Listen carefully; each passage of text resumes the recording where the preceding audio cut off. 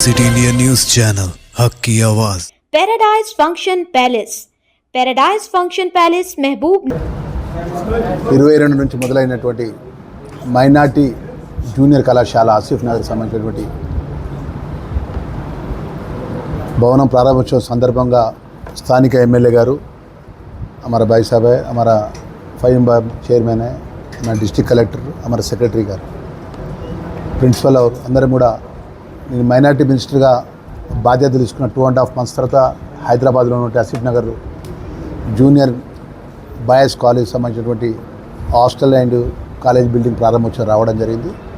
ఏదైతే ఈ రాష్ట్రంలో ఉన్నటువంటి సుమారు తెలంగాణ రాష్ట్రంలో 40 మైనార్టీ బిల్డింగ్స్ చివరి దశలో ఉన్నాయి. ఒక 20% బడ్జెట్ కేటాయిస్తే ఈ రాష్ట్రంలో అనేక మైనార్టీ స్కూల్స్ కానీ అదేవిధంగా ఇతర బిల్డింగ్స్ పూర్తి అయ్యడానికి అవకాశం ఉంది. దానికి సంబంధించిన విషయంలో పూట మా ముఖ్యమంత్రి గారి దృష్టికి, ఓఎస్డీ సీఎం గారి దృష్టికి మా ఫైమ్ గారు కూడా తీసుకెళ్లారు. నేను కూడా డిప్యూటీ చీఫ్ మినిస్టర్ గారు కూడా రిక్వెస్ట్ చేసినాను.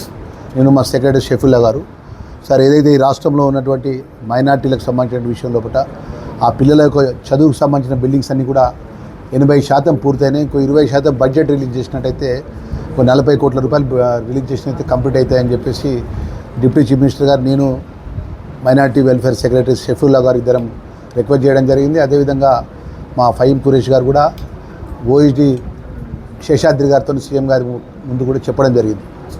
ఈ రాష్ట్రంలో మైనార్టీలకు సంబంధించిన సంక్షేమ విషయంలో కానీ, మైనార్టీ పిల్లల చదువు విషయంలో కానీ గౌరవ ముఖ్యమంత్రి రేవంత్ రెడ్డి గారు ప్రత్యేకంగా ఈ చదువు అనేది ఒక సర్వీస్, అంటే పిల్లలకు మంచి ఎడ్యుకేషన్ ఇచ్చినట్టయితే వాళ్ళ భవిష్యత్తు ముందుకెళ్తాయనే విషయంలో పట్ల మైనార్టీ కానీ, ఎస్సీ గురుకులాస్ కానీ, ఎస్టీ గురుకులాస్ కానీ, ట్రైబల్ గురుకులాస్ కానీ ఆ కన్సర్న్ మంత్రిగా నేను రిక్వెస్ట్ చేసేది ఏంటంటే, ఏ రాష్ట్రంలో ఇప్పటివరకు గత 10 సంవత్సరాల నుంచి రాజ్యంలో ఉన్నటువంటి గత ప్రభుత్వంలో ముఖ్యమంత్రి ఉన్నటువంటి అప్పుడున్న కేసీఆర్ గారు కానీ అప్పుడు మంత్రులు కానీ ఎవరు కూడా పిల్లలకు సంబంధించిన ఎడ్యుకేషన్ విషయంలో కూడా ఇంత గొప్పగా ఈ గౌరవ ముఖ్యమంత్రి రేవంత్ రెడ్డి గారు ఆలోచన చేసే విధంగా ఎవరు కూడా ఆలోచన చేయట్లేదు. ఈరోజు ఈ రాష్ట్రంలో ఉన్నటువంటి 33 జిల్లాలో యంగ్ ఇండియా అనే ఒక కాన్సెప్ట్తో all gurukuls, SC ST minority gurukuls సంబంధించిన పిల్లలంతా కూడా సుమారు 2 నుంచి 3 వేల మంది స్టూడెంట్స్ ఒకటే ఇన్స్టిట్యూషన్ చదువుకునే విధంగా యంగ్ ఇండియా తరఫున 200 కోట్ల రూపాయలు, అంటే 200 crores దోస్ సౌకర్యం 200 కోట్ల రూపాయలతోని ఒక్కొక్క నియోజకవర్గం లోపల, అంటే ఒక్కొక్క కాన్స్టిట్యూన్స్ లోపల 25 ఎకరాల విస్తీర్ణత లోపల ఒక కార్పొరేట్ లెవెల్లో, అంటే దేశంలో గొప్పగా కార్పొరేట్ స్కూల్స్ ఏ విధంగా ఉంటాయో ఆ విధంగా ఎస్సీ గురుకుల, ఎస్టీ గురుకుల, మైనార్టీ గురుకులకు సంబంధించిన పిల్లలంతా కూడా ఫస్ట్ క్లాస్ నుంచి అప్ టు ఇంటర్మీడియట్ డిగ్రీ వరకు కూడా పెద్ద ఎత్తున చదువుకునే విధంగా ఒక మంచి ఆలోచనతో యంగ్ ఇండియా అని ఒక కాన్సెప్ట్తో ముఖ్యమంత్రి గారు ముందుకు పోతున్నారు. దానిలో భాగంగా ఈరోజు ఈ రాష్ట్రంలో సుమారు 119 సెగ్మెంట్ లోపల 45 అసెంబ్లీ సెగ్మెంట్లో టెండర్స్ కూడా పూర్తి చేయడం జరిగింది. పనులు కూడా ప్రారంభోత్సవానికి సిద్ధంగా, అంటే శంకుస్థాపనకు సిద్ధంగా ఉన్నాయి. అంటే ఈ ఆలోచన ఏంటంటే ఎడ్యుకేషన్ పరంగా ఉన్నటువంటి విషయం లోపల మన ఉస్మానియా యూనివర్సిటీకి సంబంధించిన 50 సంవత్సరాలకి వెళ్ళి ఉస్మానియా యూనివర్సిటీ అభివృద్ధి విషయం లోపల ఎవరు ముందుకు పోలేదు. గౌరవ ముఖ్యమంత్రి గారు ఉస్మానియా యూనివర్సిటీకి సంబంధించినటువంటి పిల్లల భవిష్యత్తు కోసం అక్కడ చదువుకున్నటువంటి పీజీ కానీ ఇంకా మాస్టర్స్ చదువుకున్న స్టూడెంట్స్కు సంబంధించిన భవిష్యత్తు విషయం లోపల 10 సంవత్సరాలకి వెళ్ళి ప్రభుత్వంలో ముఖ్యమంత్రి అయినట్టయినా యూనివర్సిటీలో కాలు పెట్టని భయపడ్డాడు.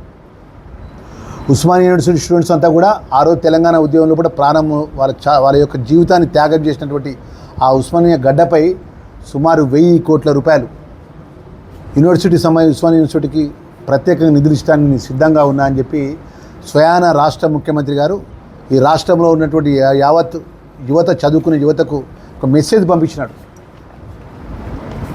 ప్రపంచంలో గొప్పగా యూనివర్సిటీకి డెవలప్ చేస్తా అని చెప్పేసి ముఖ్యమంత్రి గారు ఆ సందర్భంగా చెప్పినటువంటి అంశాన్ని ఈరోజు మా మైనార్టీ జూనియర్ కళాశాల ప్రారంభోత్సవానికి ఇక్కడ ఉన్నటువంటి మా ఎమ్మెల్యే గారు కానీ, ఇక్కడ ఉన్నటువంటి మా కురేష్ గారు కానీ, సెక్రటరీ గారు, కలెక్టర్ గారికి, మా మైనార్టీ సోదరులందరూ కూడా మేమందరం కూడా ప్రభుత్వం కూడా ముఖ్యమంత్రి మీ యొక్క ఎడ్యుకేషన్కు అండగా ఉంటామనే విషయాన్ని మంత్రిగా నేను తెలియజేస్తూ అందరికీ థ్యాంక్ యూ వెరీ మచ్ అండి. గతంగా కొత్త ఇబ్బంది పరంగా ఏమైందంటే గత 2 years లోపల జిల్లాల వరంగా మైనార్టీ వెల్ఫేర్ కానీ, అదేవిధంగా ఎస్టీ వెల్ఫేర్ కానీ, ఎస్సీ వెల్ఫేర్ కానీ జిల్లాలకు సంబంధించిన వెల్ఫేర్ ఆఫీసర్స్ లేకపోవడం వల్ల కొన్ని హాస్టల్స్లో ఇబ్బంది కూడా అడ్మిషన్ పరంగా కొంత ఇబ్బంది ఉన్నప్పటికీ అవన్నీ కూడా అధిగమిస్తాం. మీకు తెలుసా, ఈరోజు మా జగిత్యాల జిల్లా, నా సొంత జిల్లాలో 98% 10th class మైనార్టీ పిల్లలు, ఎంటైర్ స్టేట్లో 98% 10th క్లాస్ పిల్లలు. ఎట్లా 98% స్టూడెంట్స్ ఏ విధంగా చదువుకోవాలి వీళ్ళు? ఇక్కడ మైనార్టీ గురుకులలో స్కూల్ బోధన చేసినప్పుడు ఎవరైతే టీచర్స్ ఉంటారో, ఎవరైతే సార్లు ఉంటారో, మా పిల్లల్లాగా చదువు చెప్పినారు కాబట్టి 10th క్లాస్ 98% వచ్చింది.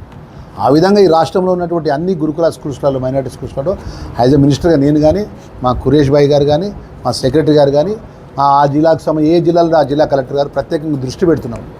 చదువుకు సంబంధించిన విషయంలో కానీ, హెల్త్కి సంబంధించిన విషయంలో కానీ, ఫుడ్కి సంబంధించిన విషయంలో కూడా. ఈరోజు గత ప్రభుత్వం ఎన్నడన్నా డైట్కి సంబంధించినటువంటి డబ్బులు పెంచాలి, కాస్మెటిక్స్ ఛార్జెస్ పెంచాలని ఏ ప్రభుత్వం ఆలోచన చేసినదా? ఇలా మేము ప్రభుత్వ పరంగా ముఖ్యమంత్రి గారు, డిప్యూటీ చీఫ్ మినిస్టర్ గారు ఆర్థికంగా ఇంత ఒత్తిడున్న ఎడ్యుకేషన్ పరంగా మైనార్టీ గురుకులకు సంబంధించినటువంటి పిల్లలకు డైట్ ఛార్జీలు పెంచడం జరిగింది, కాస్మెటిక్ ఛార్జీలు పెంచడం జరిగింది. అడ్మిషన్ పరంగా ఏదైతే కొంచెం ల్యాబ్స్ ఉన్నాయో అయితే మినిస్టర్గా నేను 2 నెలలు ఛార్జ్ తీసుకొని అవన్నీ కూడా సరి చేస్తాం. భవిష్యత్తులో పెద్ద ఎత్తున ఎడ్యుకేషన్ పరంగా మైనార్టీ పిల్లలకు సంబంధించిన పిల్లల విషయంలో కూడా ప్రత్యేకంగా దృష్టి పెడతామనే విషయం మంత్రిగా మీ అందరికీ కూడా తెలియజేస్తాం. యాజ్ ఎ మినిస్టర్గా 2.5 months అయింది నేను ఛార్జ్ తీసుకొని. నేను గతంలో జిల్లా పరిషత్ చైర్పర్సన్ కరీంనగర్ చేశాను. నాకు సిస్టమ్ మొత్తం తెలుసు. యాక్చువల్లీ ప్రాబ్లమ్స్ ఎక్కడైతే ఉన్నాయంటే అక్కడ ఉన్నటువంటి వెజిటేబుల్స్ కానీ, అక్కడ ఉన్నటువంటి ఏదైతే పప్పులు కానీ ఏమైనా సరుకులు తీసుకొస్తారో స్టోరేజ్ చేసి పెడతారు. తర్వాత వంట ఏంటంటే అల్యూమినియం దాంట్లో వంట చేస్తున్నారు. ఆ అల్యూమినియం దాంట్లో వంట చేయడం వల్ల 11:30కి వంట చేస్తారు, 1:30కి లంచ్ స్టార్ట్ అవుతుంది. 2-3 hours అల్యూమినియం ఉండడం వల్ల కొంచెం ఫుడ్ పరంగా పిల్లలకి ఇబ్బంది అవుతుంది. ఇప్పుడు అన్నీ కూడా మొదట అంటే గురుకులాలకు సంబంధించినటువంటి ఎస్సీ గురుకులాల ఎంటైర్ తెలంగాణ స్టేట్లో 33 జిల్లాలకు చెందిన గురుకులాలకు సంబంధించిన స్టెయిన్ అంటే అల్యూమినియం పాత్రల ఆ యొక్క స్థానంలో మొత్తం స్టెయిన్లెస్ స్టీల్కు 7 కోట్ల రూపాయలతోని బడ్జెట్ ఇచ్చినాం. అదేవిధంగా మైనార్టీ కూడా అతి త్వరలో కూడా ఈ ఫుడ్కు ఎలాంటి ఇబ్బంది జరగకుండా ప్రత్యేక దృష్టి పెడతామని మీ ద్వారా తెలియజేస్తాను. रहमतुल्लाहि व बरकातुहू।